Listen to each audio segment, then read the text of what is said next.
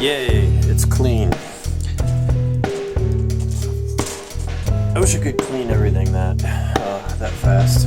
This is part 2 of the tuning the tongue drum, and yeah, well, let's crack at it.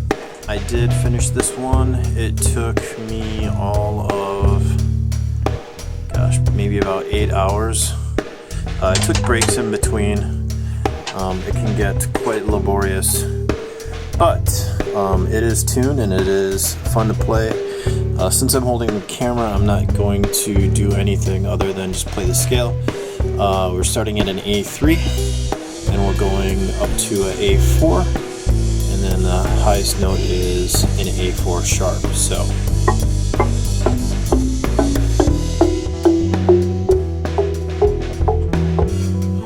not sure how good that sounds with the phone, but let me try it again.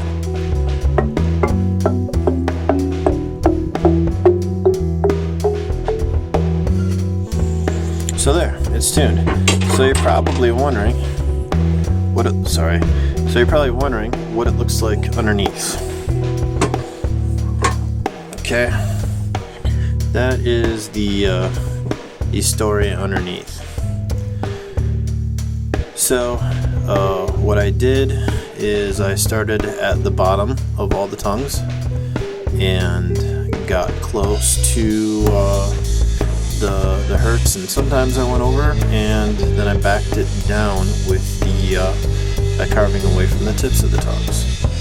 So I did run into a little bit of an issue with some what I would call dead notes, or notes carrying the same or sympathetic sound as the note next to it. That comes from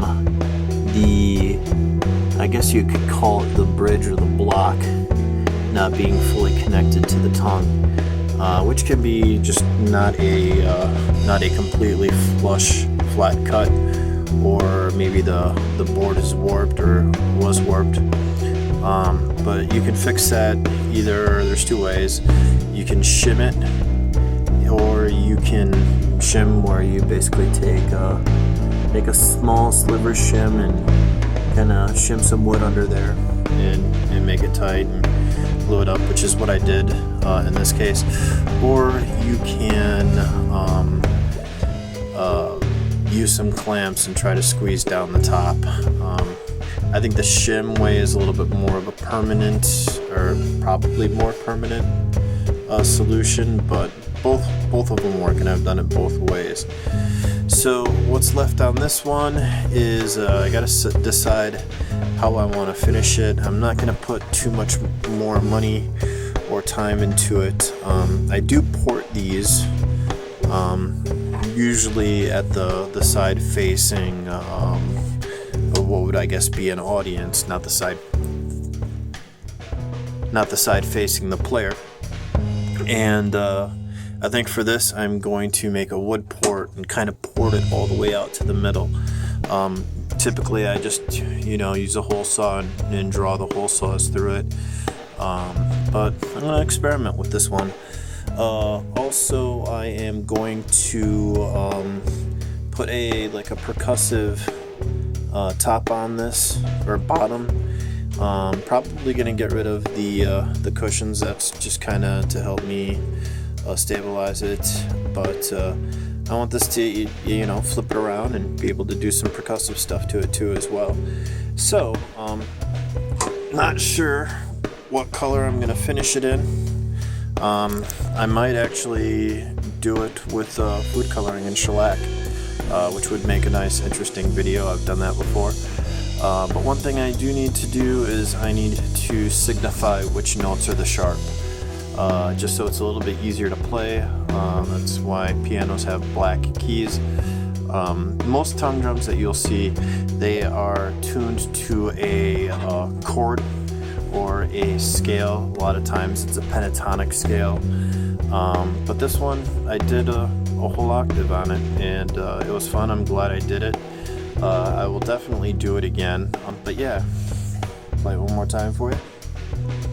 See if this is better sound angle.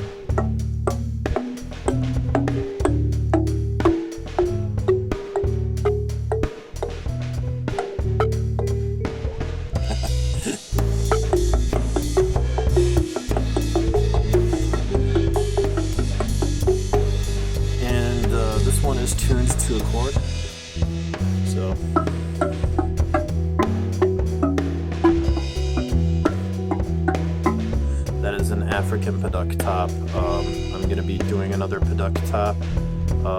Lovely, absolutely lovely. Great sound. And then this one is maple.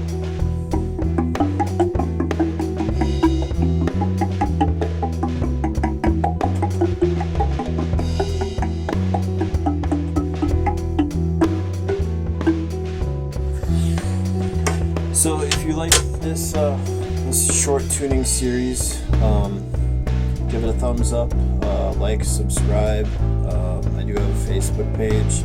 What did I call that? TJ's Wood Art. My real name's TJ's Wood Art. And I will be continuing to make random stuff as I see fit, and you should too. Thanks. Bye.